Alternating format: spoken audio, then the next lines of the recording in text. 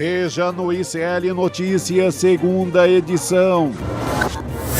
Decisão nas mãos de Moraes. PGR dá parecer favorável à prisão domiciliar para Bolsonaro. Pegou muito mal. Sem mencionar Lula, Globo News pede desculpa por PowerPoint que ligava a presidente ao escândalo Master. Trump sempre arrega. Presidente volta atrás. Decide não atacar alvos energéticos no Irã e anuncia suposta negociação. Nós achamos que temos pessoas que representam muito bem o país e vão fazer um bom trabalho. O ICL Notícias, segunda edição, está no ar.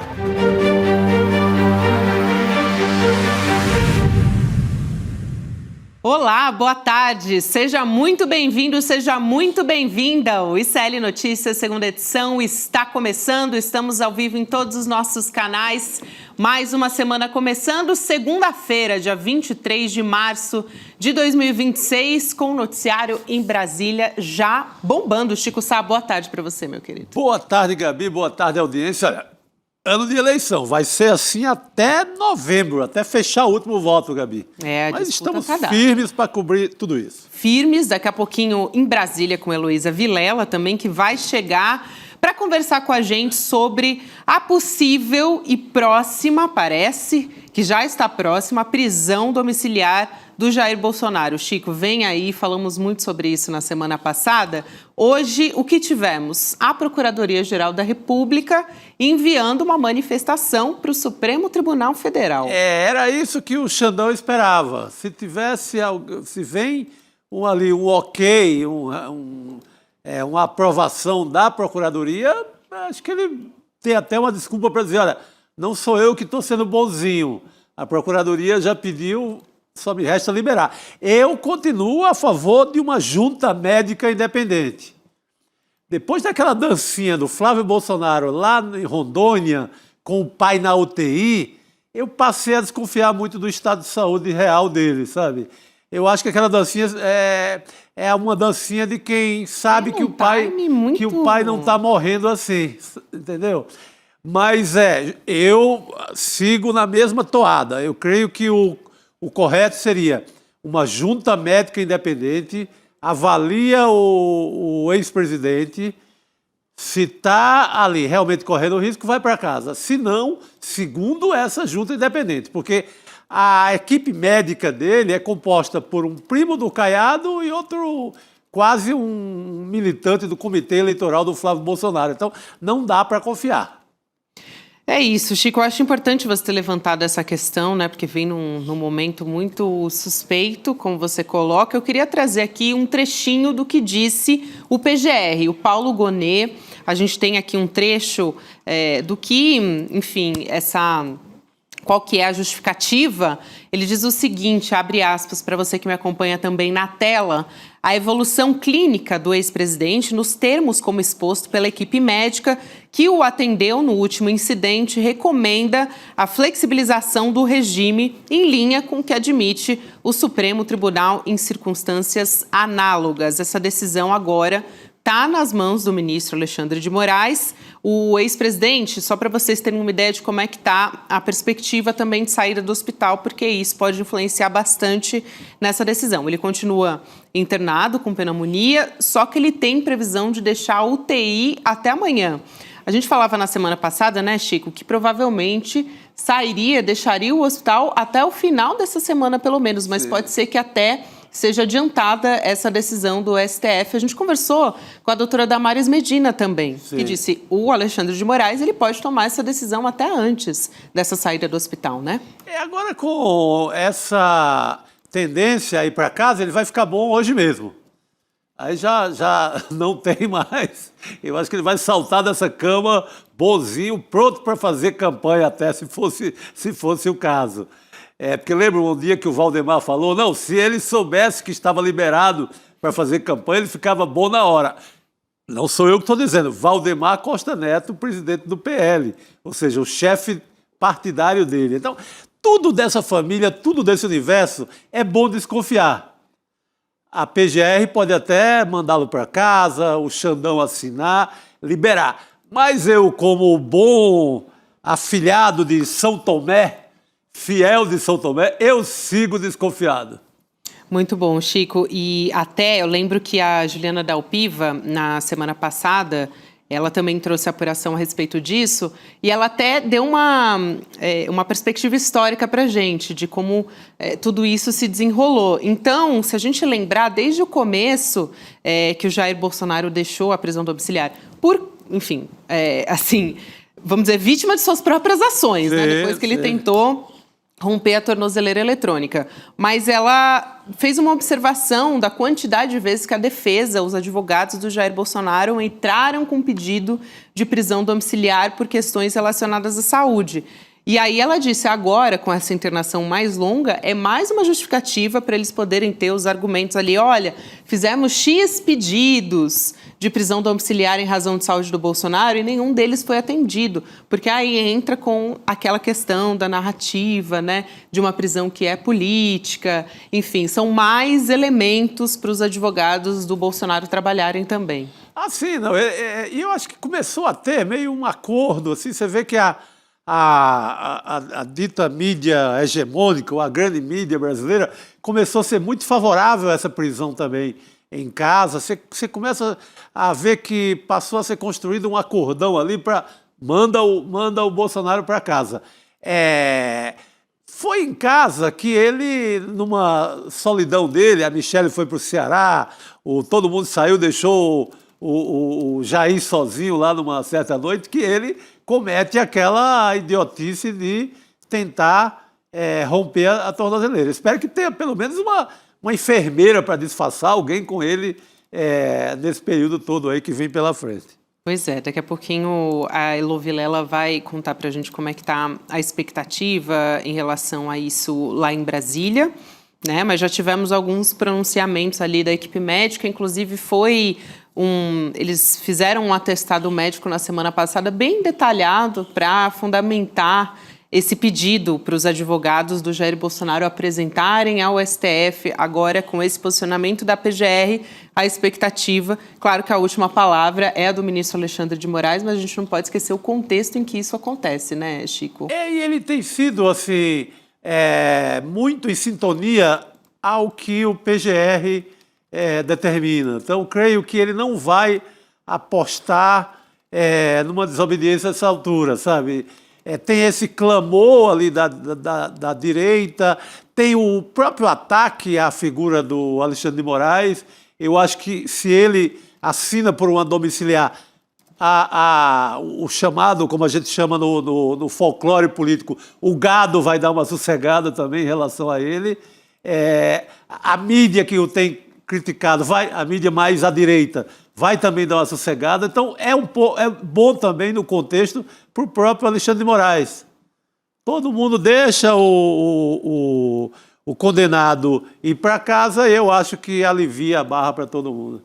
E também lembrando que desde que o Bolsonaro deixou a prisão anterior, né, na Polícia Federal, a Papudinha, ela também virou um lugar ali de discussões partidárias, né? Sim, enfim, sim. E influenciando muito nas decisões para a extrema-direita, para o próprio Partido Liberal. Aliás, quem não conseguiu a liberação foi o Valdemar Costa Neto, né, para visitar o Bolsonaro na Papudinha.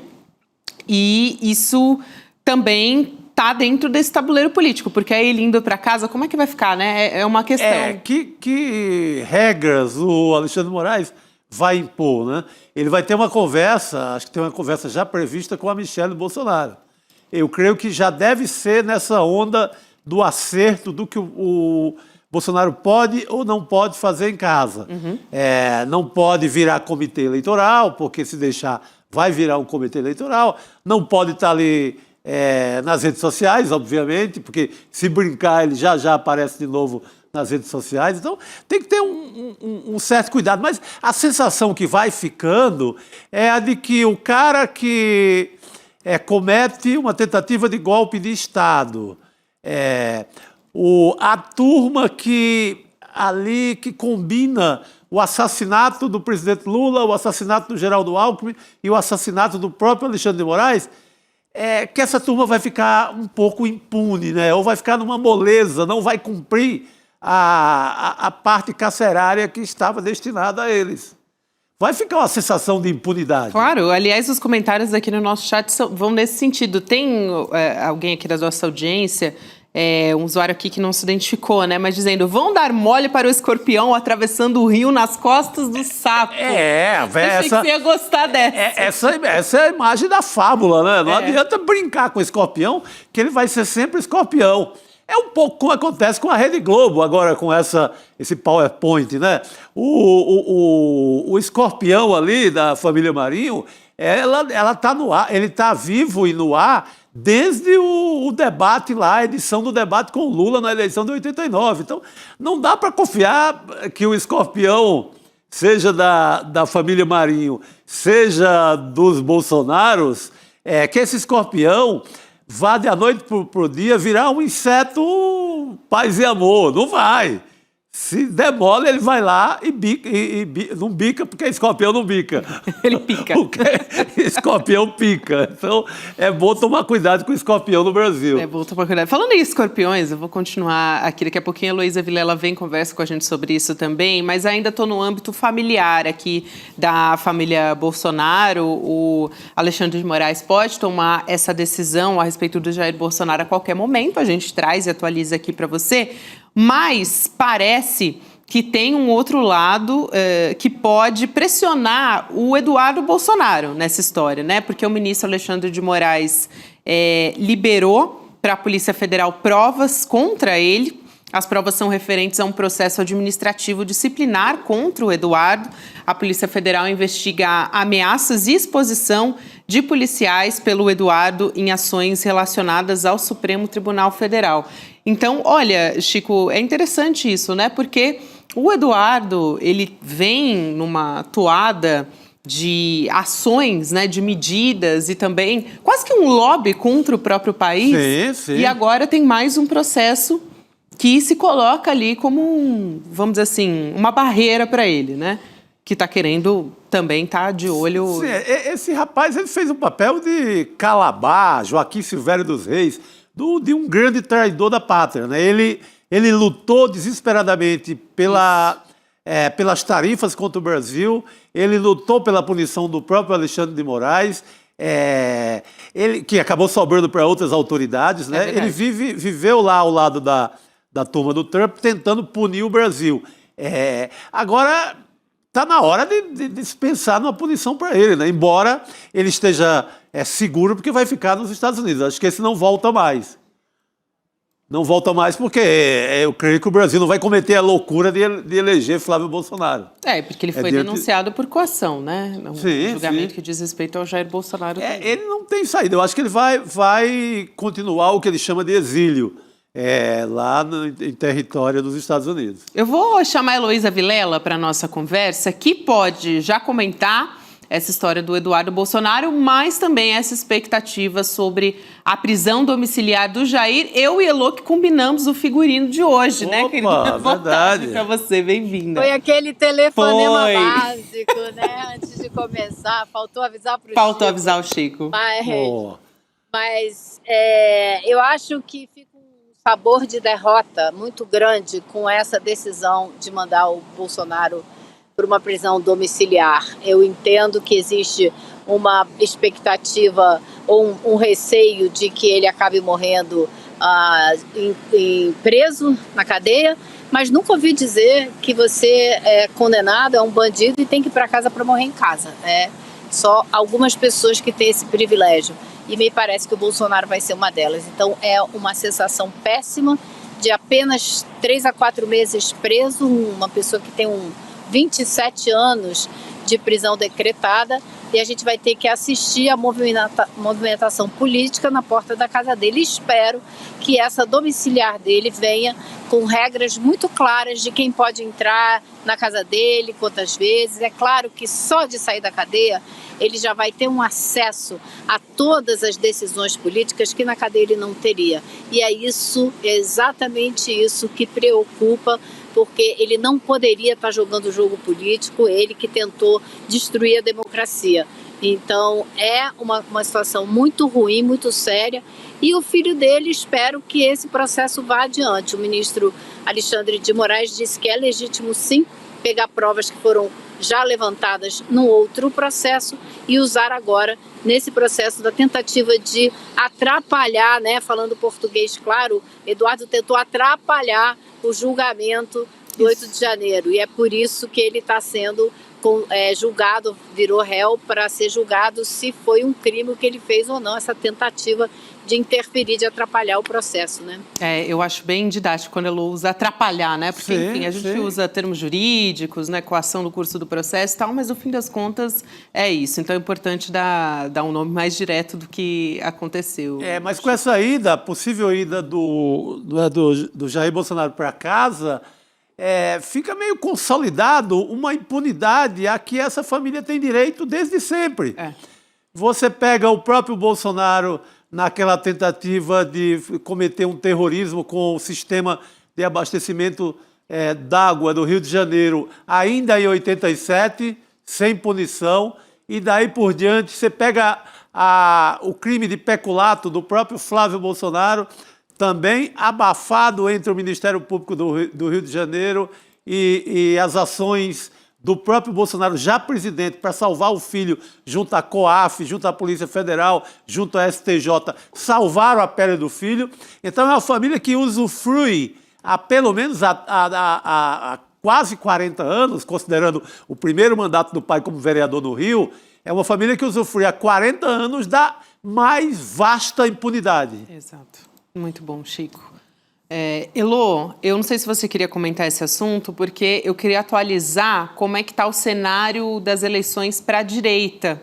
Acabou de sair uma informação sobre o Ratinho Júnior, que para algumas pessoas não é surpresa alguma, mas vamos atualizar essa história aqui. Aliás, para você que estava assistindo ao ICL Urgente também, a gente noticiou, o Ratinho Júnior desistiu da corrida à presidência, governador do Paraná, que é do PSD, disse que decidiu terminar o mandato lá no estado depois de uma conversa que ele teve com a família, e a decisão foi comunicada já para o presidente do partido, o Gilberto Kassab. O que diz a nota do Ratinho? Que ele está convicto que deve manter o compromisso selado com os paranaenses nas eleições de 2018 e não pode interromper o projeto que tem garantido o ciclo de crescimento econômico do Paraná. Então, agora temos 2 nomes na legenda, caso o partido ainda queira ter um candidato próprio, que a gente, aliás, é uma discussão que a gente pode colocar aqui na mesa, mas os nomes são Ronaldo Caiado e Eduardo Leite. Ainda podem apoiar outros candidatos. Semana passada a gente falava até do Moro, né, que agora está no Partido Liberal. Elô. Essa situação é bastante complicada, né? Porque o Ratinho Júnior era o candidato entre esses todos do PSD que apresentava melhores resultados nas pesquisas de opinião. Então a gente ainda precisa entender o que aconteceu exatamente com o Ratinho Júnior para ele desistir. Mas o Kassab estava colocando as fichas dele todas no Ratinho Júnior. E a gente não sabe que negociação o Ratinho ou o Kassab, os dois, fizeram para retirar essa candidatura. Mas me parece que o nome mais forte nesse momento passa a ser do PSD, passa a ser o do Caiado, que saiu do União Brasil, que ninguém quer ele de volta por lá, e quer sair para presidente. Se ele não sair para presidente, já ouvi hoje dizer também que aí ele vai concorrer ao Senado e vai colocar a mulher dele para concorrer a deputada federal. Uma pessoa que nunca teve mandato, não tem nenhuma atuação política, mas que ele quer fazer candidata. É que se ele concorrer a presidente, ela vai concorrer ao Senado. Olha que loucura, olha que loucura. Né? Então, eu acho que isso deixa uma bola quicando aí para uma candidatura do Caiado. Me parece mais do que a do Eduardo Leite, que eu acho que é quem está fazendo mais barulho e tentando aparecer mais nessa história toda de concorrer a presidente é o Caiado, né? Vamos ver os próximos passos, o que o Kassab está costurando apurando, né, com relação à eleição desse ano e o que ele vai fazer com os candidatos do PSD. Com certeza, esse para o cenário nacional, né, Chico? E tem o cenário, claro, regional, que impacta também nas decisões de quem o partido vai apoiar, né? Sim, mexe com o xadrez regional. Eu não vi o Kassab não se pronunciou até agora. Ainda não. Mas o Ratinho não tomaria essa decisão se não tivesse falado com ele antes. Ele fala que não, ficou com a família, só ia comunicar hoje, mas a gente sabe que política não funciona... É uma formalidade, né? Política não funciona assim. Ele já telefonou, já se acertaram antes. O Kassab, ele, pelas coligações regionais, ele está colocando um pé um pouco na candidatura do Lula, um pouco na candidatura do Flávio Bolsonaro. Ele tem para todo mundo. Tem no Piauí, ele faz aliança com o PT do Lula para ter um candidato ao Senado e ele vai jogando jogo a jogo, estado a estado, conforme a leitura que ele faz ali, o que é mais rentável. Porque quando se fala em Kassab, tem que falar rentável, tem que falar lucro, tem que falar dinheiro, tem que falar coisas do gênero. Uma pessoa que usa o espaço político para transformar em lucro. Eu acredito que ele vá, nos palanques regionais, ficar entre Lula e o Flávio Bolsonaro e deixar uma decisão do PSD em relação à campanha presidencial bem mais para frente. Ele deve liberar o partido para ir para o lado que quiser nos estados e muito depois é que ele vai tomar uma decisão. A candidatura do Caiado seria uma candidatura ali, quase uma candidatura auxiliar, que nos debates iria ajudar o Flávio, iria ser uma espécie de Padre Kelmo, Padre Kelmo do Flávio Bolsonaro, né? Ali ia cutucar o Lula, ia ajudar o Flávio a construir uma linha ali de ataque nos debates. Não é uma candidatura que vá dizer nada para o país. Eu acho que ele pode atrapalhar bastante nos debates. Sim, isso eu acho sim. que ele pode, Chico. Sim. Porque ele não é fraco como o Flávio na argumentação. Ele é muito incisivo, ele mente com convicção, né? Ele distorce com força, entendeu? Ele vai ser uma pedra no sapato. Se ele realmente for o candidato, vai atrapalhar um bocado nos debates. Mas faz parte do jogo, nada que o presidente Lula não possa enfrentar com tranquilidade. Isso. Elô, eu quero, falando em presidente Lula, trazer ainda um outro assunto importante aqui, que foi uma nota lida durante o programa Estúdio I, na tarde desta segunda-feira, a Globo News divulgando um pedido de desculpas depois da exibição de um quadro na última sexta-feira que sugeria a incriminação do presidente Lula no caso envolvendo as fraudes do Banco Master. Vocês estão vendo aí na tela, o PowerPoint mostra ali figuras, né? Tem o presidente Lula, que dá para ver, tem o chefe do Banco Central, o Gabriel Galípolo, o ex-ministro Guido Mantega, tem a estrela do PT. Tem uma estrela recordada. O que me chama mais a atenção desse... Parece aqueles trabalho mal feito de aluno vagabundo de quarta série, né? Pega uma cartolina ali que a mãe entrega e desenha, pinta qualquer merda e entrega, né? Parece coisa de aluno preguiçoso. E aí faltaram nomes, tipo o Ibanez Rocha, né? O próprio Campos Neto, falando em Banco Central, eles ficaram de fora. E lembra muito aquele quadro, você falou do quadro do aluno, né, Chico? Mas também o do Deltan Dallagnol, né, da Lava Jato. Que é outro aluno preguiçoso, né? Pois é. Que é esse clássico que você está vendo aí na tela.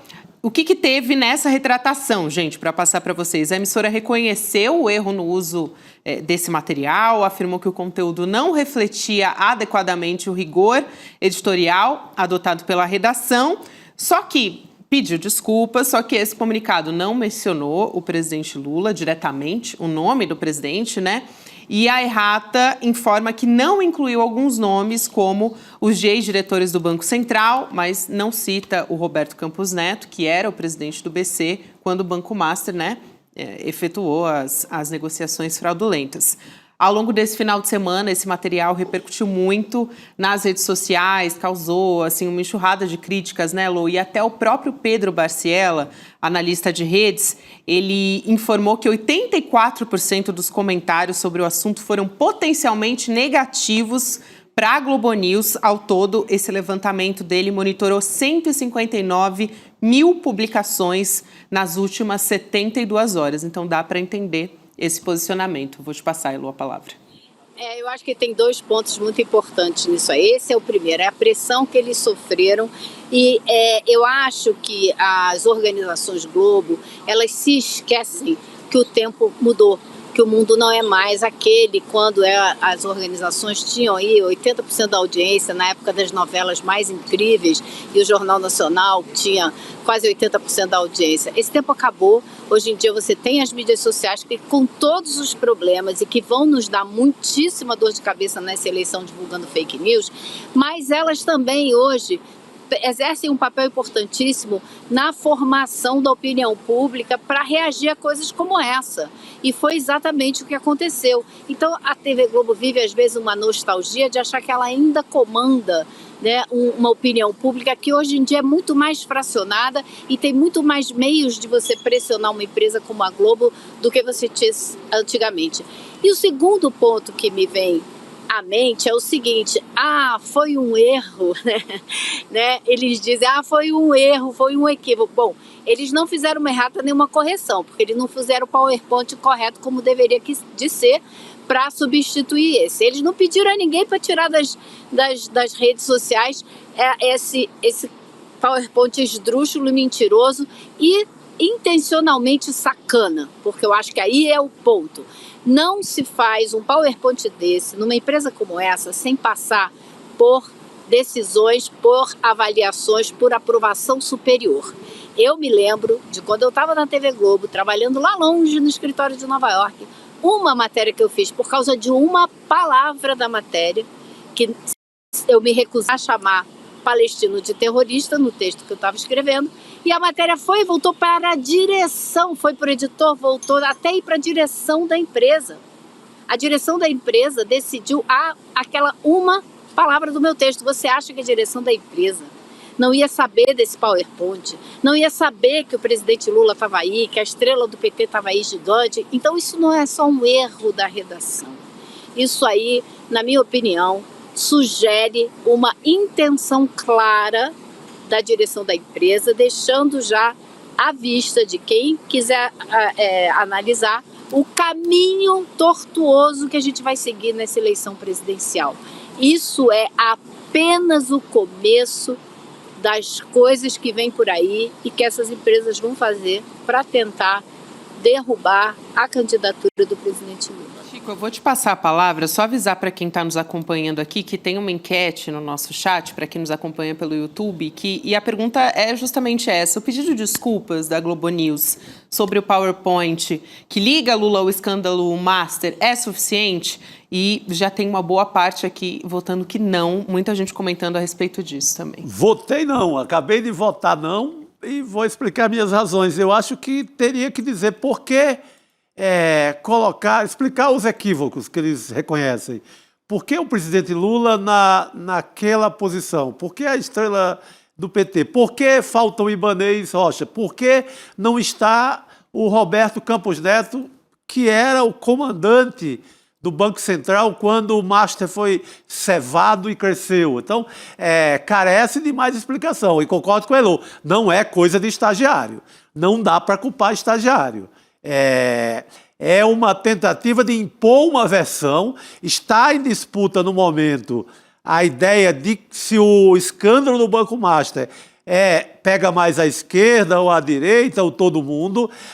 Desde o princípio desse escândalo, há uma tentativa da Rede Globo de dizer, no mínimo, que é uma coisa pluripartidária, que vai pegar todo mundo, sempre jogando, espalhando a sujeira para todo mundo, para evitar dizer que é um escândalo da direita e da extrema-direita. E também do centro, porque está lá o Ciro Nogueira do Centrão, está lá o Rueda do Centrão, e etc. Então, no mínimo, uma tentativa de pregar uma versão, de sair adiante ali, influenciar o seu público com a versão de que o escândalo Master tem a ver com o PT do Lula. Então, carece sim de uma explicação mais detalhada. Elô, eu vou te liberar, porque daqui a pouquinho a gente vai te chamar de novo com uma entrevistada bastante especial. Então, até daqui a pouco a gente volta a conversar. E, Chico, eu vou continuar aqui conversando contigo, porque logo depois os parlamentares do PT divulgaram um vídeo ironizando esse PowerPoint e, como disse a Elô, eles não refizeram o PowerPoint, mas nós fizemos. O Vicélio, daqui a pouco a gente vai colocar aqui na tela. Dorme no ponto. Mas antes, vamos colocar aqui o trecho desses parlamentares, né, que são Paulo Pimenta, o Rogério Correia e o Alencar Santana, falando a respeito desse pedido de desculpas. Vamos assistir. Pelo som.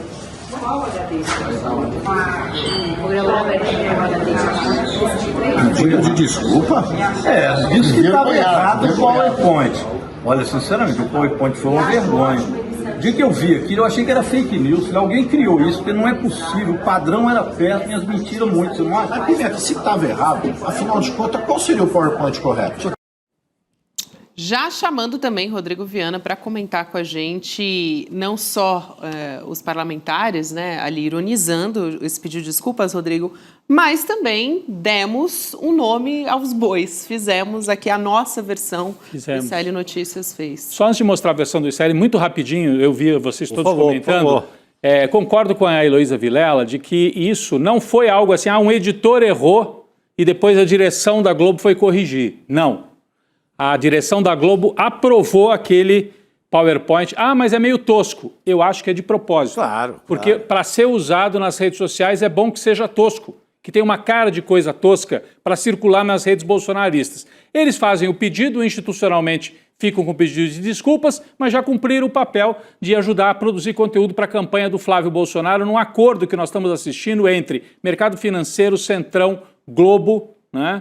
E o bolsonarismo. Eles estão reatando as conexões e esse PowerPoint foi um carimbo para dizer, olha aí, cumprimos a nossa parte. Então, é algo muito forte e pedir desculpas é um passo, mas assim, faz parte do jogo também, faz parte de toda a encenação, inclusive o pedido de desculpas. Muito importante, acho que essa análise que vai ao encontro do que estava dizendo a Elô Vilela aqui, vamos colocar na tela? Vamos. O nosso, né? O nosso PowerPoint. Aliás, tem vários áreas. Se a gente puder encher a tela, eu acho que é interessante aqui para quem está nos acompanhando conseguir prestar atenção nos detalhes, mas principalmente o que faltou ali no PowerPoint da Globo, Rodrigo, que são os governadores, por exemplo, o Ibanez Rocha não estava lá, Cláudio Castro, os nomes principais, mas tem diversos nomes aqui. O próprio STF tem aqui a imagem do Dias Toffoli, mas outros ministros também.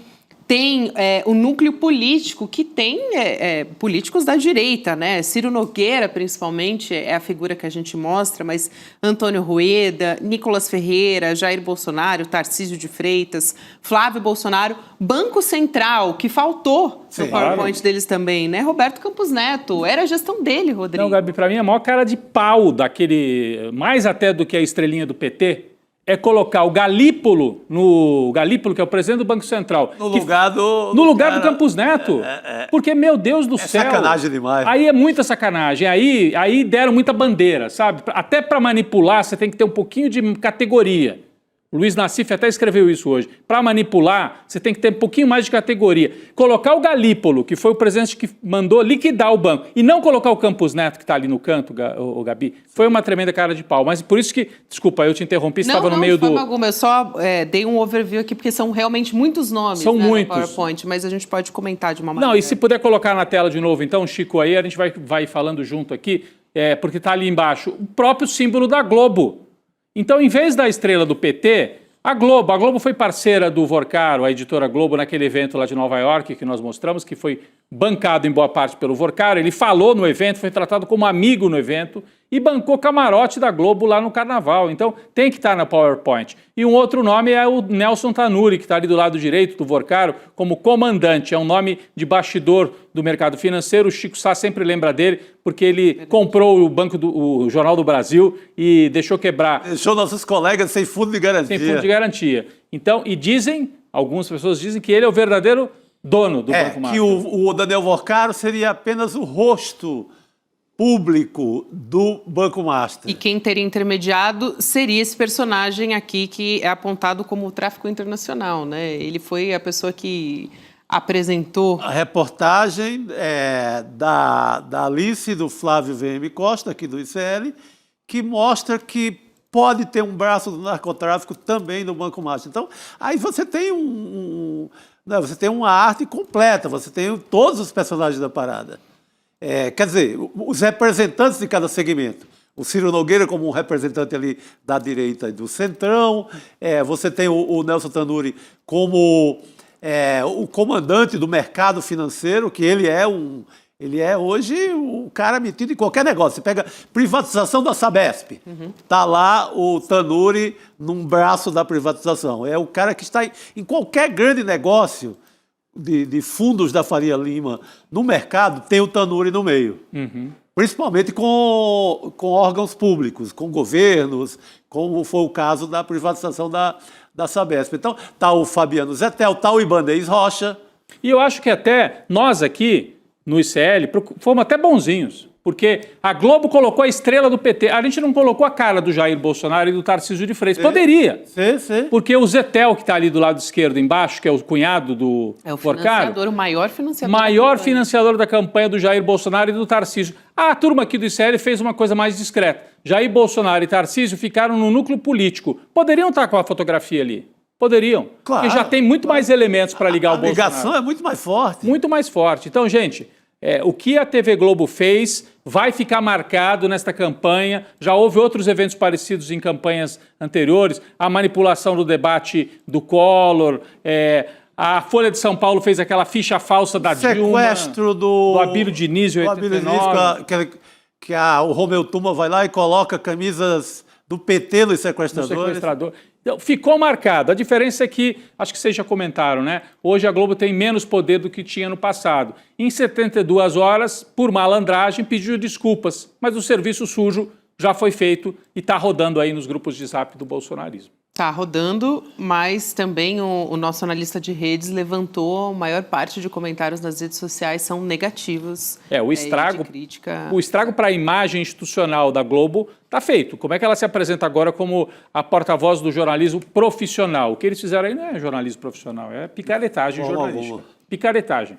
Falando em jornalismo profissional, Rodrigo, e também sobre a gente pegar e transformar isso num PowerPoint, teremos um documentário original do ICL sobre o caso do Banco Master. É muito interessante porque esse também é só um gostinho dessa linha do tempo que esse documentário vai construir, dessa investigação, pegar todos os detalhes, os nomes dessa teia, porque é um caso muito complexo, aliás, que ainda está se desenrolando, mas teremos a estreia do nosso documentário original do ICL, O Golpe do Banco Master, no dia 31 de março. Você pode acompanhar, garantir a sua vaga. Vai ser uma terça-feira, às 8 horas da noite, um evento especial com o Eduardo Moreira e com a Débora Maganho, um evento de lançamento. Vai em icln2.com.br, deixa o seu e-mail, vale muito a pena, justamente para você poder acompanhar e depois ter com propriedade ali todo o envolvimento dessa teia do Master. Se você estiver assistindo pela televisão, você pode apontar o seu celular aqui para a tela, nesse campo aqui, ó, no cantinho, tem o QR Code também que você pode aproximar e garantir a sua vaga. Vamos à frente. Muito bem, vamos em frente? Opa! Até porque o cenário internacional não está nada fácil, né, gente? Mas hoje a gente vai falar de um recuo também. Dá para entender como um recuo? A gente vai começar com um dos assuntos da coluna do Jamil Chad no nosso site, já convidando o Jamil para se juntar à nossa mesa redonda aqui do N2 também. Jamil, boa noite para você. Boa noite, Gabi. Boa noite a todos. Bom estar aqui com vocês. Bom estar aqui com você também. Jamil também recebeu o convite ali para vir de vermelho. A Elô Vilela recebeu. Agora você e o Chico ficaram de fora. Eu acho que me acharam com cara de tucano. Porque não, esse é o Azul Brizola. Ah, Brizola, obrigado. Me salvou. Esse é o Azul Brizola. Só a gravatinha. Só ia para os debates, o comício, com esse tipo de azul aí. E com eu lembro que eles tinham um canguru na gravata. Sim. Eu estou combinando com todos os nossos convidados de hoje, mas Jamil, enfim, e Elô são da casa. Jamil, o que disse o presidente Donald Trump hoje, né? Que adiou por 5 dias os ataques contra usinas de energia do Irã, que ele tinha prometido. Tá nas redes sociais do Donald Trump, a gente vai colocar aqui na tela para ilustrar também. Ele diz: tenho o prazer de informar que os Estados Unidos da América e o Irã tiveram, nos últimos 2 dias, conversas muito boas e produtivas a respeito de uma resolução completa e total de nossas hostilidades no Oriente Médio. Com base no teor e no tom dessas conversas aprofundadas, detalhadas e construtivas que continuarão ao longo da semana, ele diz que instruiu o Departamento de Guerra a adiar todos e quaisquer ataques militares contra as usinas de energia e infraestrutura energética iranianas por um período. Só que o que aconteceu? Assim que o Donald Trump faz esse anúncio, o governo iraniano desmente. Não tem negociação nenhuma. Não sei dessa conversa, não. Foi onde essa conversa? Né? Pois é, Jamil, me parece assim que o Trump até o filme dele, né, a biografia do Donald Trump é sempre o claim victory, né? Assim, ele tem que se mostrar vencedor a qualquer custo, mas me parece que assim um claro recuo do Donald Trump, essa manifestação que é logo desmentida, né, dessas negociações com o Irã. Olha, Gabi, é muito difícil de a gente decifrar o que está de fato por trás. Mas vamos tentar justamente colocar todos esses elementos. Você se lembra que no início da guerra, no dia 28 de fevereiro, na verdade, dia 1º de março, Donald Trump disse que a guerra ia levar 3 semanas. Estamos na 3ª semana. Então, eu não sei se faz parte justamente daquela previsão inicial e ele não quer desmentir a ele mesmo, porque ele vai dizer, olha só, eu tinha dito que eram 3 semanas de guerra e que depois a gente iria resolver esse problema.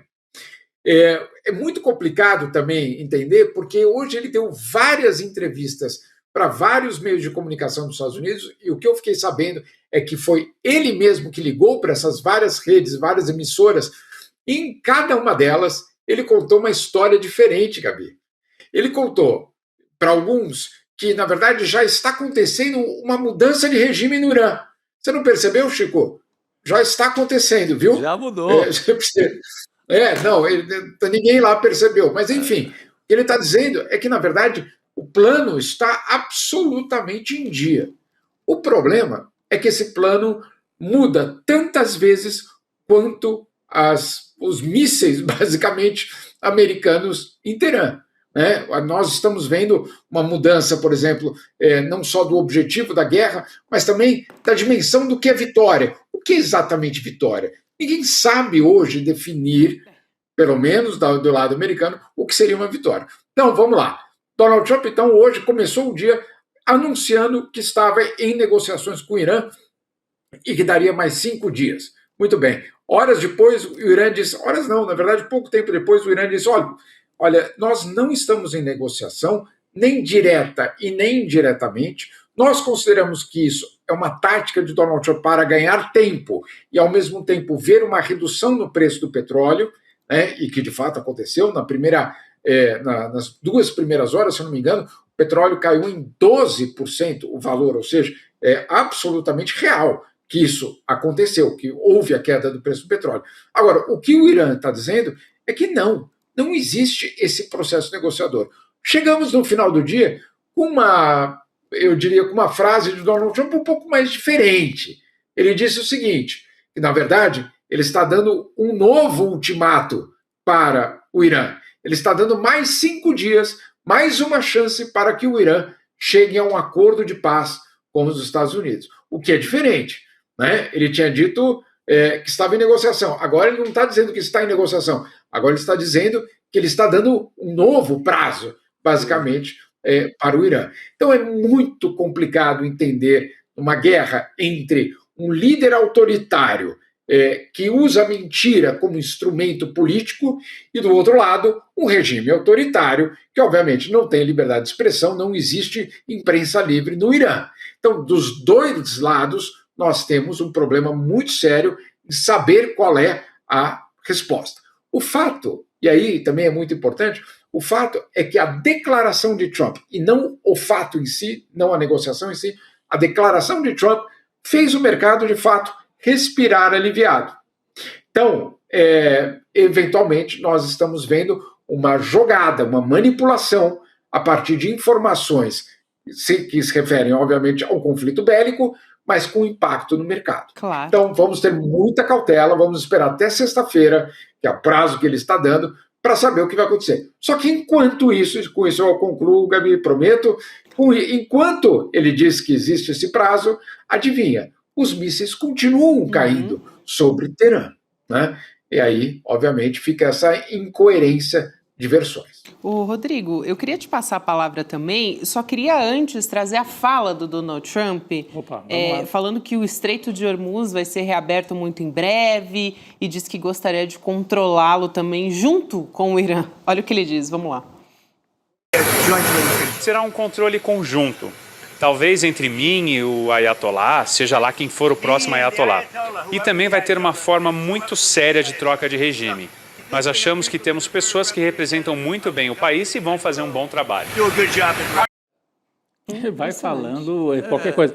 Mas assim, em relação àquele tema anterior do mercado, da fala dele, assim, acho que tem duas coisas para a gente ficar de olho, né? Uma é operações mesmo de mercado. Quando você faz um anúncio desse, você permite que oscilem papéis lastreados na indústria do petróleo, né? Para cima, para baixo. Então, pode ser uma operação de mercado para os amigos dele. Ele disse, vou tentar segurar o preço hoje. Então, as pessoas se preparam e há uma operação de mercado. E o segundo, do ponto de vista da opinião pública nos Estados Unidos, estava um pessimismo muito grande. A gente viu os vídeos dos caminhoneiros, até brasileiros, no Texas, dizendo, olha aqui para encher um tanque de um caminhão, quanto é que custa? Então, isso está virando uma bola de neve gigantesca e não parava mais. Isso é uma tentativa de interromper as más notícias. Então serve para operação de mercado ganhar dinheiro e serve para interromper má notícia e talvez dar pelo menos uma respirada, né? Permite ele tentar virar o jogo. E daí aí vem ao pé do avião e dá uma declaração estapafúrdia dessa. Não, eu vou administrar junto com o Ayatollah. Ele não sabe nem quem é o Ayatollah mais, que eles bombardearam o colégio dos Ayatollahs. Enfim, é uma sequência de completa alucinação. Só que esse homem que acha que governa o mundo hoje. Quem é que deu para ele o mandato de governar também o Estreito de Hormuz? Impressionante, ele vai se autodeclarando. É quase que uma realidade paralela diplomática, né, Rodrigo, que ele está criando ali. Numa das frases, durante o dia de hoje, que agora não sei nem mais para qual emissora foi, ele disse que talvez, por que não, uma cooperação entre Estados Unidos e Irã no controle de Hormuz. Sim. Mas calma aí, o Estreito de Hormuz não faz parte do teu território. Por que você teria o direito de administrar o Estreito de Hormuz ao lado do Irã? Né? Não há sentido. Agora, o que nós sabemos também no fim de semana, ele no sábado fez aquela declaração do ultimato de 48 horas, que, viu, Chico, não é 72 horas, tá? São 48, tá? Só para deixar claro aqui, que nós estamos falando de 72 horas. Um dia de estamos diferença. Falando de 48 horas. Para bom entendedor, minha palavra basta. Mas, enfim, 48 horas, ultimato ao Irã. E aí ele recebeu várias ligações, inclusive por parte dos sauditas, com o seguinte recado. Olha só, se explodir a região e se você de fato for fazer um ataque maior contra o Irã, nós já sabemos que o Irã vai atacar as nossas refinarias de petróleo na Arábia Saudita. E aí, gente, nós estamos falando de outra história. Não estamos falando só mais do fluxo de petróleo, nós estamos falando também da produção. É diferente. É diferente. Uma coisa é você fechar a artéria por onde passa, etc., é gravíssimo, etc. Mas no dia que você abre, você reabre. E ponto final. Agora, uma história muito diferente é a explosão, a destruição de campos de petróleo ou de refinarias. Aí nós estamos falando de um problema estrutural muito mais sério que não é resolvido no dia seguinte. Então, esse alerta foi feito pela Arábia Saudita para o governo Trump. E aí, no dia seguinte, hoje, segunda-feira, eis que temos essa notícia de que, então, não há mais esse prazo de 48 horas, agora foi estendida. Primeiro não foi estendida, primeiro havia uma negociação.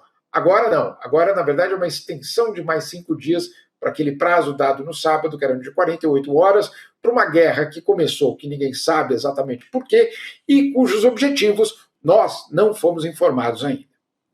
Muito bom.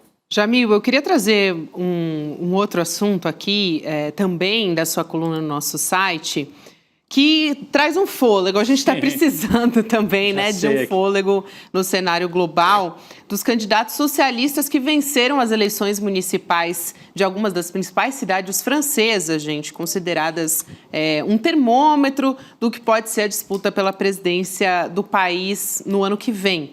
O socialista Emmanuel Grégory foi eleito prefeito de Paris numa aliança com os ecologistas, prometendo manter políticas ambientais, portanto. Já na segunda maior cidade da França, Marselha, a esquerda também venceu, mesmo com 40% dos votos sendo da extrema-direita. E a esquerda derrotou também a extrema-direita em outras 5 grandes cidades. Então, esse cenário traz um pouco de esperança, vamos dizer assim, apontando para o ano que vem e também olhando para a Europa, né, em como os países têm se comportado em relação à eleição de personagens da extrema-direita, né, Jamil? Gabi, isso é importante, porque às vezes alguém pode, eu tenho escutado isso aí no Brasil, mas calma aí, por que a gente precisa saber da eleição municipal na França? Né? Nós, brasileiros, por que isso é um tema para nós? Bom, não é um tema para nós a gestão de Paris ou gestão de Marselha, não é essa a questão. A questão é que ela serviu justamente de termômetro para a gente saber se a extrema-direita tem esse potencial de fato de levar a presidência da França em 2027 ou não. E aí, vamos colocar aqui no contexto, se a extrema-direita vence na França, nós estamos falando sim de uma ruptura absolutamente histórica na Europa. Sem dúvida nenhuma, nós estamos falando de algo de uma proporção, de um terremoto de uma proporção inédita desde o final da Segunda Guerra Mundial. A extrema-direita chegar ao poder na França significa, obviamente, um impacto político muito além das fronteiras francesas. Então, por isso que tentar entender ou sentir para onde vai os ares políticos na França agora na eleição municipal era importante. E aí, o que nós estamos descobrindo é que a força da extrema-direita ela é impressionante, sem dúvida nenhuma, mas ela não conseguiu os seus objetivos. Quais eram os seus objetivos? Ganhar uma grande cidade francesa. Na verdade, se transformar na maior força política da França pelas eleições municipais. Isso não aconteceu. As 3 grandes cidades, como o senhor falou, Marselha, Lyon e Paris, foram mantidas no campo da esquerda, no Partido Socialista, um partido que ao longo dos últimos 10, 15 anos vinha perdendo força de fato, né? Tinha sérias dificuldades para inclusive concorrer em alguns locais e ganha nessas 3 principais cidades. É verdade, a extrema-direita continua ganhando em muita cidade do interior da França. Aqui do lado de Genebra, do outro lado da fronteira, só para vocês entenderem, Genebra faz fronteira com a França. Ela toca, muita gente mora do lado francês, inclusive, e trabalha em Genebra.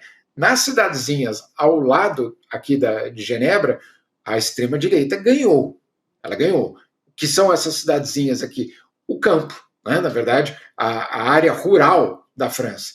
E a extrema-direita ganha em vários desses locais. Agora, claro, o que nós estamos vendo é que nos grandes centros urbanos, a extrema-direita ainda não é a força que ela pretende ser. A França profunda, né, que está ali pertinho do Jamil, né?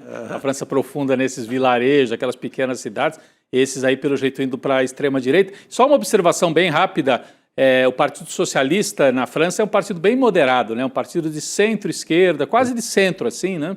Assim como o Partido Socialista português também.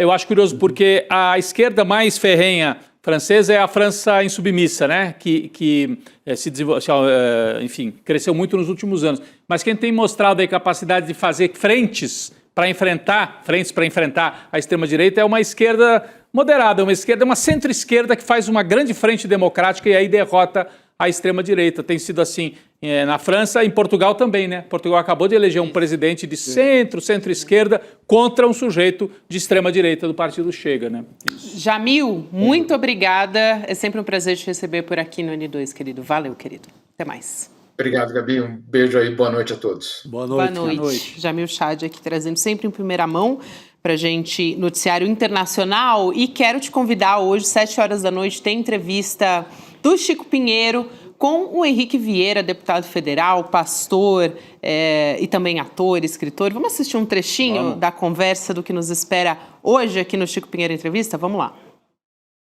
A maior parte hoje do segmento evangélico, que é plural, não é um bloco fechado, monolítico, com um líder e todo mundo pensando do mesmo jeito. Uma igreja católica, né? Não é.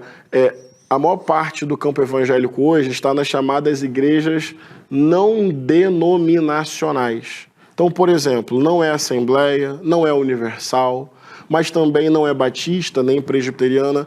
São essas igrejas que se multiplicam no dia a dia. As pessoas se unem em torno de um carisma, da Bíblia, da pregação, de uma liderança, daí alugam um espaço e tem uma nova igreja evangélica. Que igreja é essa? É universal? Não. É Assembleia? Não. É do protestantismo histórico? Não. Mas qual é a autodeclaração ali? Nós somos evangélicos.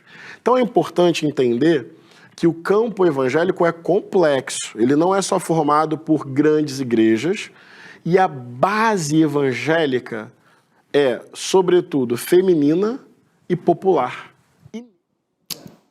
Veja que conversa importante essa hoje, ainda mais com o cenário de eleições se aproximando. Conversa que você confere a partir das 7 horas da noite no Chico Pinheiro Entrevista. Aliás, o nosso beijo e abraço especial para o nosso queridíssimo e amado Chico Pinheiro, aqui diretamente do N2. Vamos seguir com o nosso noticiário? Simbora! Temos convidada já aqui na tela junto com a gente, a Luísa Vilela está voltando também. E já quero trazer aqui uma manchete para repercutir com a nossa convidada, né? Na verdade, eu vou contextualizar melhor para vocês entenderem, porque a gente sempre conversa, né? Falando do cenário eleitoral, mulheres são maioria da população, né? O voto feminino importa muito, mas a representatividade feminina é muito pequena na política ainda, sabemos disso.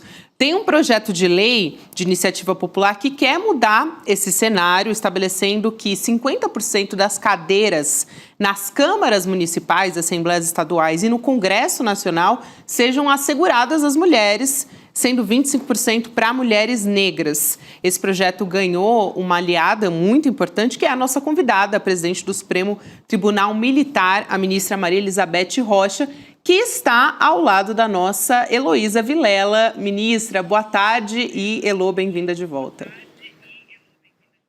Obrigada, Gabi. Ministra, muito obrigada por nos receber para tratar de um assunto que interessa tanto a gente, que é aumentar a representatividade das mulheres, né? Outro dia a ministra Carmen Lúcia disse que o Supremo só vai ter cuidado no dia que tiver 11 ministras mulheres, porque já foram só homens por tanto tempo. É verdade. Mas eu queria saber por que a senhora está engajada nessa campanha de coleta de assinaturas para tentar fazer com que essa lei de cunho popular seja levada para o Congresso e por que no Supremo Tribunal Militar. Bom, na verdade, foi a primeira frase do meu discurso, me defini como uma feminista e uma ativista. E acho que é obrigação do Estado e de todas as suas instituições, Poder Executivo, Legislativo e Judiciário, concretizar promessas constitucionais, concretizar direitos fundamentais que vêm sendo postergados há tantos anos. De fato, a equidade, a paridade no Supremo só vai existir, né, quando forem 11 mulheres, porque a dívida histórica é imensa e a dívida histórica que o Brasil tem para com as mulheres é muito grande.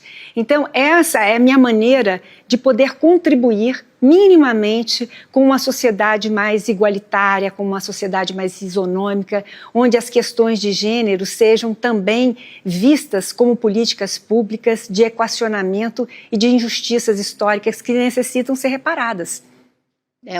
Um próximo passo é a senhora ajudar nessa luta contra o feminicídio, porque está uma coisa assim absurda nesse país, né? E o que mais me espanta é que já havia um prenúncio de que isso iria acontecer, porque quando a Lei Maria da Penha foi promulgada, o IPEA fez um estudo de que a violência doméstica, ela não havia diminuído, ela havia aumentado. Não sei se porque as notificações ficaram mais frequentes e antes era subnotificado, realmente não sei explicar, mas o fato é que esse prenúncio nefasto, o IPEA já havia sinalizado, aumentou a violência doméstica contra a mulher e, consequentemente, o feminicídio, porque o feminicídio é o último ato de agressão que é perpetrado pelo violador, pelo abusador, não é? Exatamente. Gabi?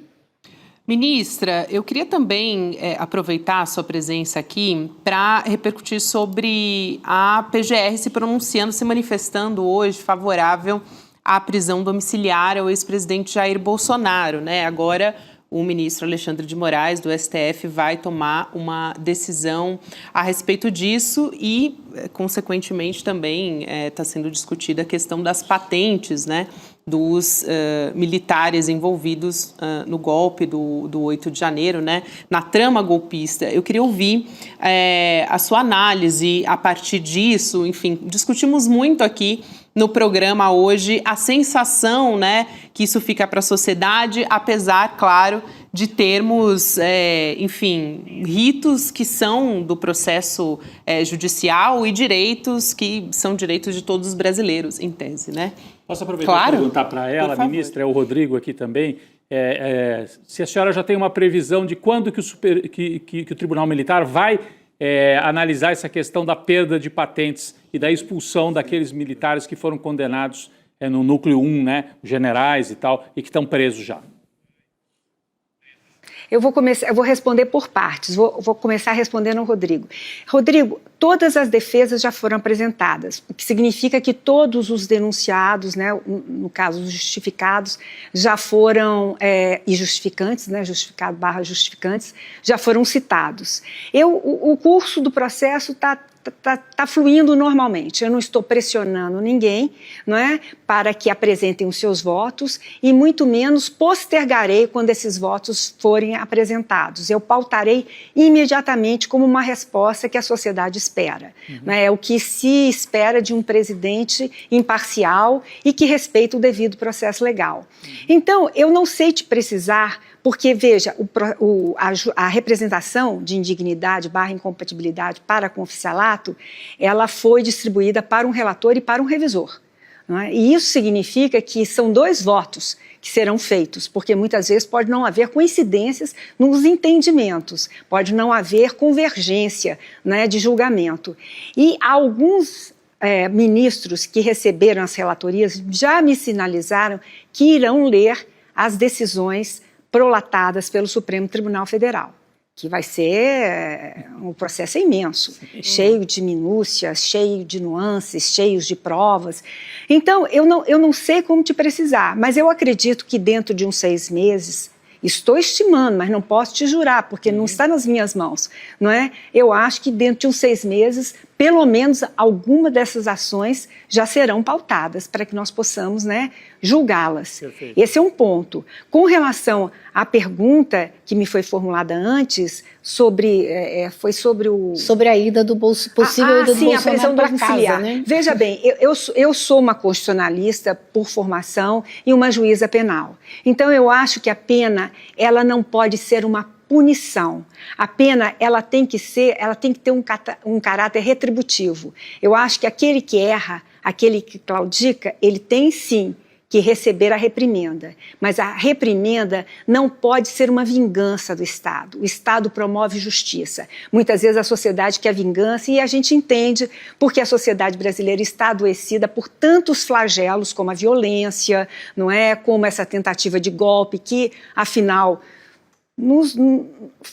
foi duro para todos nós brasileiros que prezamos pela democracia, que vivemos, né, eu no meu caso, o resto da ditadura, que tive parente que era desaparecido político, não é? Então nós somos aqueles que sabemos o preço e o valor de uma democracia e de um Estado democrático de direito. Essa juventude que hoje fica pedindo o retorno dos militares não faz ideia do que é um Estado totalitário, não faz ideia do que é temer o Estado, do que é ter medo do Estado, um inimigo invisível que você não tem como se defender. E por isso mesmo, eu acho que a pena tem que ter o seu caráter retributivo. A pena não pode ser para massacrar o réu. Ela tem que ser para ressocializar o réu. E eu entendo também que direitos humanos são para humanos direitos e, sobretudo, para humanos tortos. Porque humanos direitos normalmente não claudicam quando ferem a lei. Né? E nesse caso, se o ex-presidente, não é? Ele necessita de um tratamento, né, porque pode vir a óbito dentro de uma prisão, de um estabelecimento prisional comum, a despeito dele estar num estabelecimento prisional infinitamente melhor do que os presos, né, desse Brasil, que o próprio Supremo julgou, né, recentemente, há cerca de 2, 3 anos, um estado de coisas inconstitucional pelos presídios brasileiros. A despeito disso, né, eu acho que por uma questão humanitária, a lei tem que ser observada e tem todos que serem tratados indistintamente. Eu sei que existem mazelas que comprometem a biografia do ex-presidente Bolsonaro e sei que nós estamos vivendo também numa sociedade muito dividida, não é? Mas o fato é que o juiz ele não pode perder a visão desse seu caráter de julgador e não pode esquecer que a pena, antes de punir, ela tem que ressocializar para que o indivíduo possa voltar novamente a conviver na sociedade depois de pagar, né, o preço do seu erro junto a ela. Só que a gente não vê preso comum nenhum indo para casa porque está doente, né? Não, esse é o por isso problema. que fica uma situação A situação deixa um gosto amargo na boca exatamente porque a maior parte, a massa, não é, dos presidiários, da população carcerária brasileira, não tem esses privilégios, né? Não tem essa situação, que eu diria mesmo, diferenciada, não é, de uma prisão de 60 metros quadrados que o ex-presidente Bolsonaro tinha e que os demais réus que estão cumprindo também em organizações militares estão tendo. Mas o fato é que o magistrado ele tem que conservar a serenidade na hora do julgamento, não é? E isso é importante. Se ele necessita, não só ele, como qualquer outro cidadão comum, não é? Ele deveria ter um benefício que a lei concede, não é privilégio. É, afinal, um direito que ele poderia exercer e que todos os demais presos poderiam exercer, mas que lamentavelmente, nesse estado de coisas inconstitucional, como o Supremo ressaltou, né, muitos morrem, muitos falecem, muitos vêm a óbito, sem poder sequer, né, se pensar numa ressocialização posterior quando eles saírem do cárcere. Sem poder pensar nisso. Muitos deles, inclusive, já cumpriram pena e continuam encarcerados, porque não tem uma carta de sentença para libertá-los. Então, é uma situação muito injusta, muito desigual, num país tão desestruturado socialmente, economicamente como o Brasil. Sim, Gabi? eu queria atualizar aqui a situação de momento. Enquanto a gente conversava aqui na entrevista, o ex-presidente Jair Bolsonaro ele teve alta da UTI, então no início da noite da segunda-feira e foi transferido para um quarto do Hospital DF Star lá em Brasília. Chico? Doutora Maria Elizabeth, é um prazer estar contigo aqui nessa entrevista e eu queria bater numa questão que a gente tem visto eleição a eleição, que são as candidaturas laranjas, como chamamos o artifício usados pelos partidos para... Eles cumprem a cota das mulheres, os 30%, mas com candidaturas que são de mentirinha, né? São candidaturas só para cumprir a tabela e, na realidade, essas candidaturas elas não estão no jogo eleitoral para valer. São normalmente mulheres sem chances eleitorais colocadas ali apenas para cumprir uma questão formal. Como combater essa praga, né, que tem tomado conta das nossas eleições? Eu acho que, primeiro de tudo, redistribuindo corretamente o fundo eleitoral que cabe às mulheres. As mulheres têm que receber, né, a parcela que a associação, a agremiação partidária recebe e tem que ser repassada a elas para que possam realmente fazer uma campanha de verdade. Eu lhe digo mais, Chico, o pior de tudo, além delas serem laranjas, não é, e disso comprometer enormemente o sistema representativo, o pior é que depois elas não são sequer instruídas a prestarem contas à Justiça Eleitoral. E como elas não prestam contas à Justiça Eleitoral, elas se tornam inelegíveis nas próximas eleições. Veja só que que sistema espúrio, né, de abuso, de aproveitamento, de comprometimento mesmo do regime democrático. Eu costumo dizer que, apesar de tudo, não existe nada mais saudável para a democracia do que a representação político-partidária. Eu sei que ela tem mazelas, que ela tem erros, mas não se descobriu nada melhor ainda para substituir o sufrágio e o voto. Portanto, nós não podemos abrir mão dele. Agora, é preciso, sim, que a sociedade, e, sobretudo, né, que as agremiações políticas, os partidos políticos que são intrinsecamente patriarcais, eles observem essa regra de que as mulheres têm que ser representadas. Por isso eu defendo a paridade de cadeiras, que a Argentina já tem há décadas, desde o governo Menem. Eu conheci ali uma das senadoras que protagonizou essa paridade, a senadora Liliana, me esqueci agora o sobrenome dela, não é? Gurvitch, se não me engano, e isso foi uma costura feita, né, na calada da noite para que o Congresso argentino pudesse aprovar sem se dar conta que estava aprovando. E veja, hoje em dia não se fala mais em cotas, em cadeiras já não são suficientes. A lei do batom foi importante a seu tempo, mas se mostrou ineficaz. Então, realmente, é preciso que tenhamos mais mulheres na política. Veja, eu estou aqui, eu vou até ler para não correr o risco de dar informações equivocadas. As mulheres somam hoje 51% da nossa população, sendo que 21% dessas brasileiras são mulheres negras, não é? E elas ocupam apenas 17% dos mandatos nos legislativos todos, estaduais, municipais e federal, não é? No ranking internacional parlamentar, o Brasil está dentro dos 183 países, na 133 posição, na posição 133, melhor dizendo. Está lá no fim, tá, né? Lá no final. E dentre os 31, e dentre os 33 países latino-americanos, ele está no 31º. Então, nós estamos vergonhosamente atrás de países que são, inclusive, menos desenvolvidos do que o Brasil.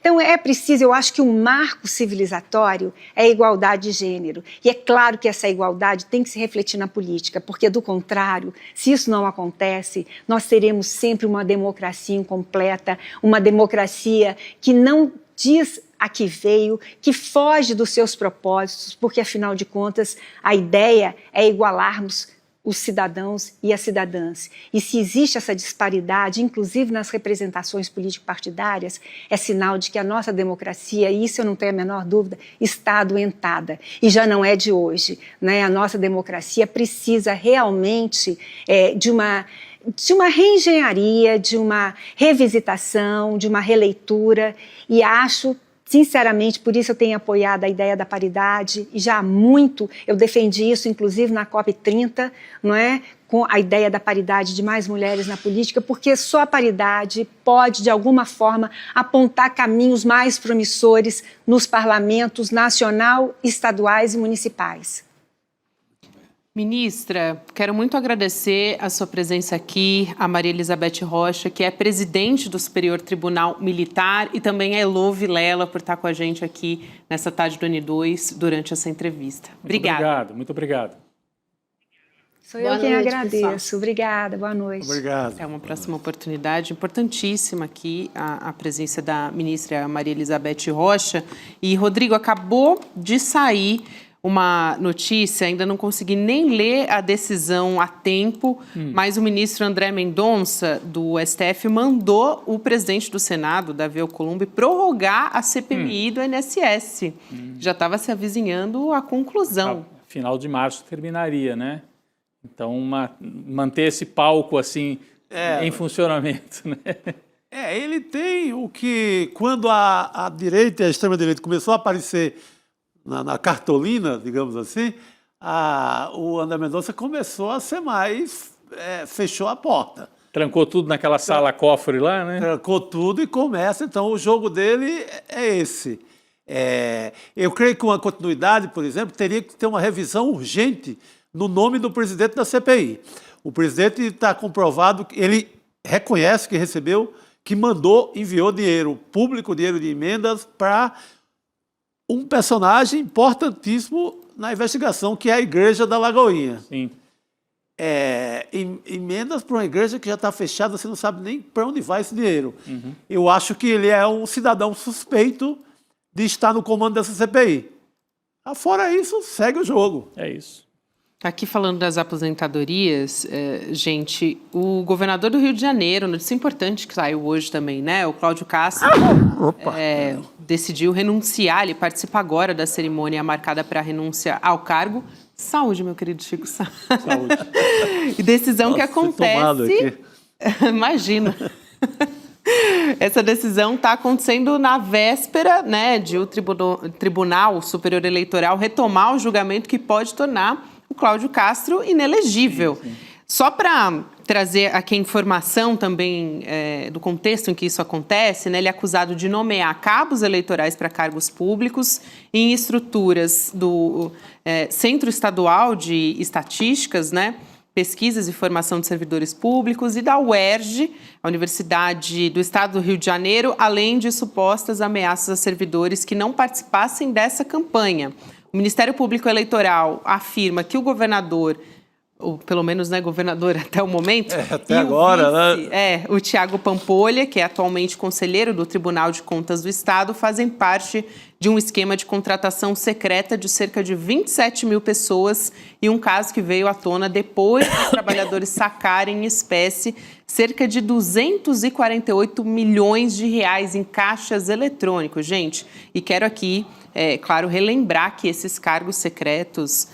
vieram, né, aquela matéria que veio do Igor Melo, né? Sim, o Rubem Berta e o Igor Melo, dois repórteres do Rio de Janeiro. O Igor Melo que trabalha na nossa equipe. Trabalha na nossa equipe. À época, eles estavam no portal UOL.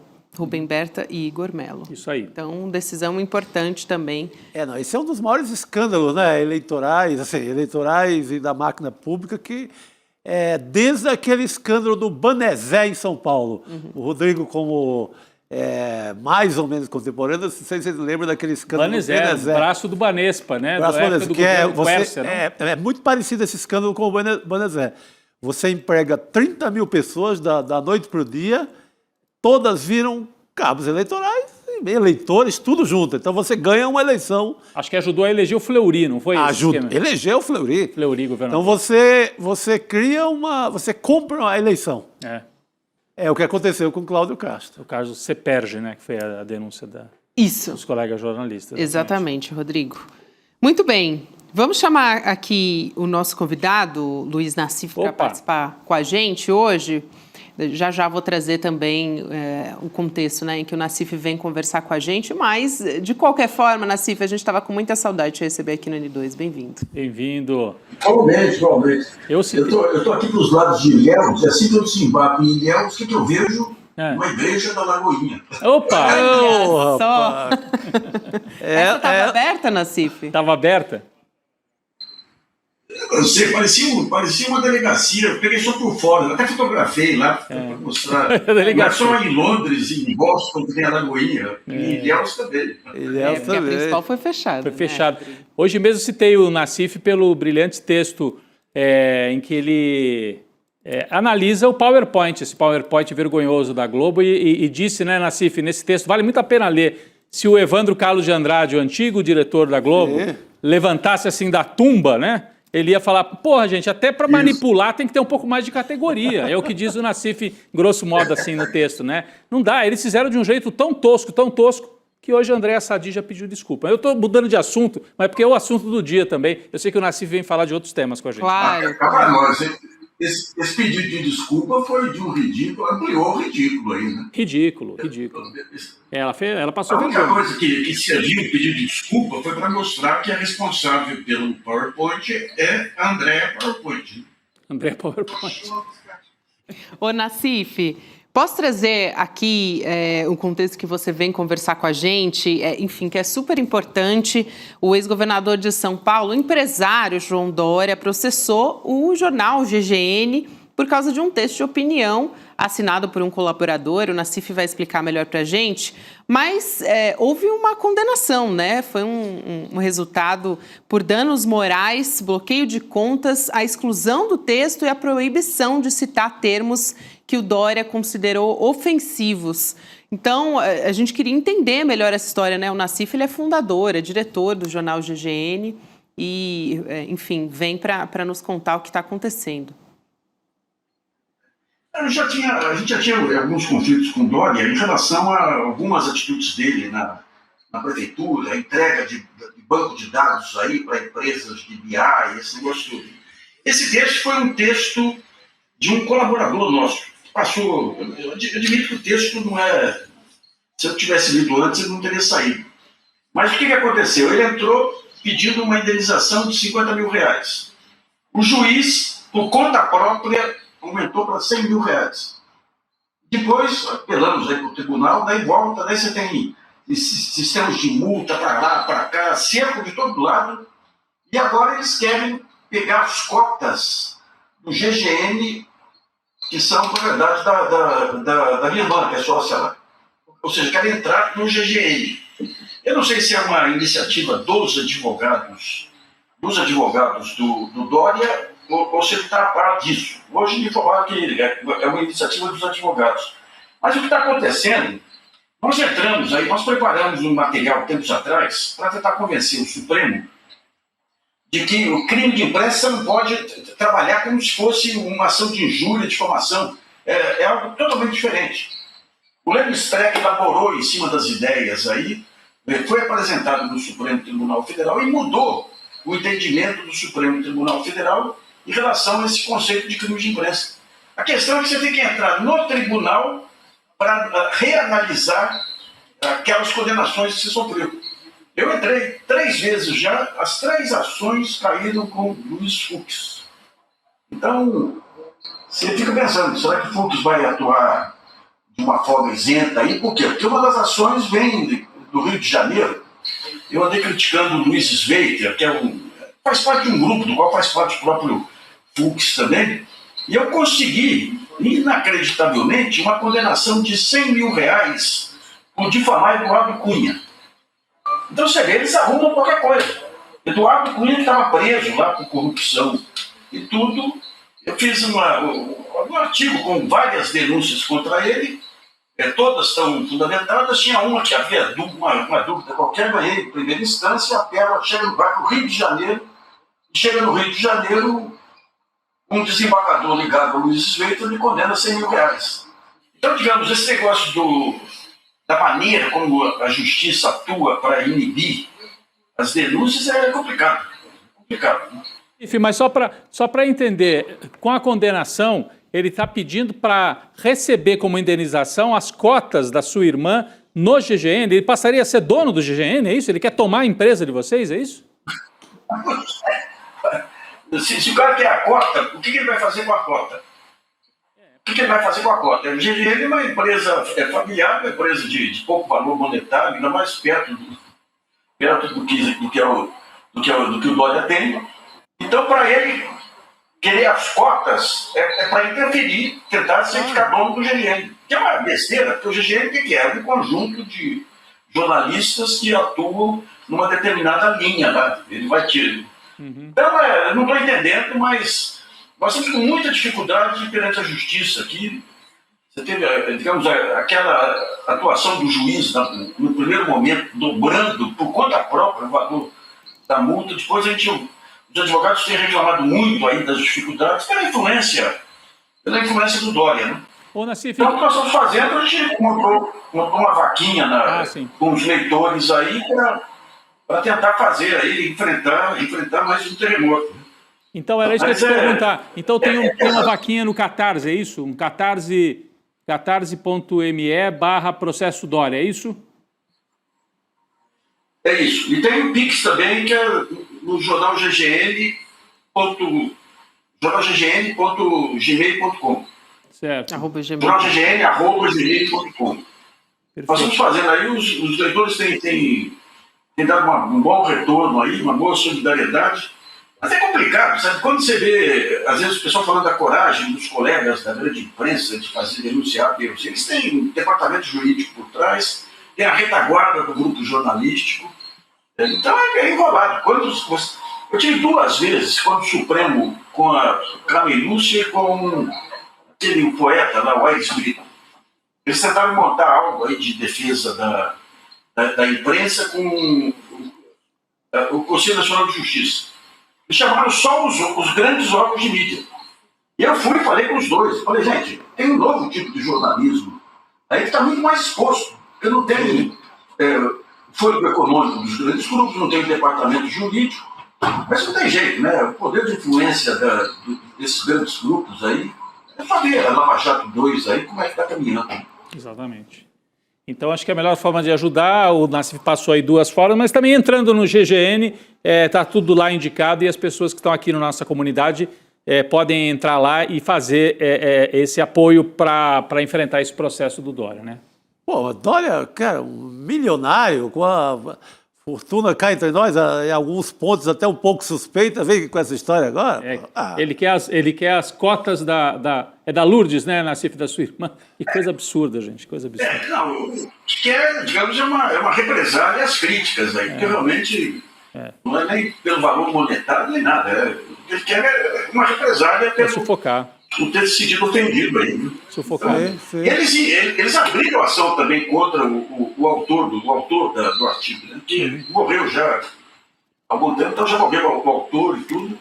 E sacaram muito ele lá, queriam tirar a casa dele. Nossa. É um jogo pesado, que são grandes escritórios de advocacia que estão por trás disso, que querem também aí ter o seu retorno também. Claro. Então fica um jogo desproporcional. Claro, agora que o Supremo mudou, está mudando o entendimento, mas até chegar na ponta aqui você tem. O juiz vai de acordo com a linha política dele também. Né? Então, se ele acha que é isso, que é esquerdo, então ele vai lá e maceta do jeito que quer. Nós já tivemos condenações, aí eu lembro uma vez, eu fiz um artigo e tinha uma montagem de fotos. Uma das fotos era de um homônimo. Daí uma juíza da Vara Central entrou com uma ação lá. Isso aí foi quanto? Uns 5, 6 anos, 40 mil reais por uma foto que eu acho que só ele e a família dele percebeu. Na mesma semana, a Rede Record tinha acusado um sujeito de pedofilia e não era.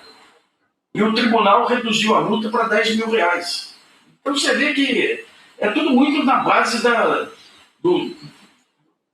interferência política, da linha política do juiz. Né? É muito complicado. É complicado fazer jornalismo. Cada vez mais complicado. Nassif, de qualquer forma, quero reforçar aqui a nossa solidariedade aqui no ICL e reforçar também que a gente estava com muita saudade de conversar com você, meu querido. Muito obrigada pela sua presença. Obrigado. Gosto de vocês aí, pessoal. Gosto muito de vocês. Um grande abraço. Um abraço. Boa noite, Nassif. Até a próxima, Nassif. Nassif que faz um trabalho importantíssimo ali, né? É um pioneiro, né, nesse jornalismo dos blogs, dos sites. A gente chama de GGN, ele começou com o blog do Nassif, né? Foi dos primeiros a fazer esse trabalho. E hoje está incorporado ali no GGN. Meu colega de Folha de São Paulo no século XVII. De longa data, né? Ainda passava bonde na experiência de vocês. Ainda passava bonde ali na frente do jornal. Não, estou exagerando um pouquinho só. Gente, quero agradecer aqui quem votou na nossa enquete, hein? Agora há pouco a gente comentou também com o Nassif, rapidamente, né, sobre o pedido de desculpas da Globo News. E a pergunta do nosso chat era: o pedido de desculpas sobre o PowerPoint que liga Lula ao escândalo Master é suficiente? Tivemos aqui, assim, uma esmagadora maioria votando não. Quantos 96%. Poxa vida. 4% sim. É. Obrigada pela sua participação. Obrigada também ao Eliezer Miguel, Ivani Lourenço, Celene Jacobina, Oswaldo Guerra, José dos Santos Ferreira, que participaram com a gente comentando aqui no nosso chat do YouTube. E agora teremos CP Entrevista, né? Chico Pinheiro Entrevista com o deputado pastor Henrique Vieira, uma conversa importantíssima também para olhar para o cenário eleitoral, e também o Henrique Vieira é um escritor, filósofo, então vem coisa boa por aí. É isso aí. Vamos acompanhar? Vamos. Por favor. Então. Boa noite, pessoal. Até amanhã. Você sabia? O ICL tem uma plataforma digital de cursos. Reunimos em um único lugar tudo o que você precisa para se desenvolver profissionalmente, culturalmente e espiritualmente. São mais de 300 cursos com os melhores professores do Brasil e do mundo, abordando os temas mais importantes da atualidade. Aprenda sobre política, arte, filosofia e até 7 idiomas diferentes pelo preço de um hambúrguer. E tem mais! Além dos nossos cursos, nosso espaço conta com mais de 250 documentários, e-books exclusivos, clube de descontos e o melhor de tudo, a própria rede social, um espaço livre de censura onde você poderá conhecer e trocar experiências com as pessoas que fazem do ICL a maior comunidade progressista do país. A revolução começa no senso crítico e a liberdade se dá pelo conhecimento. Faça parte hoje mesmo.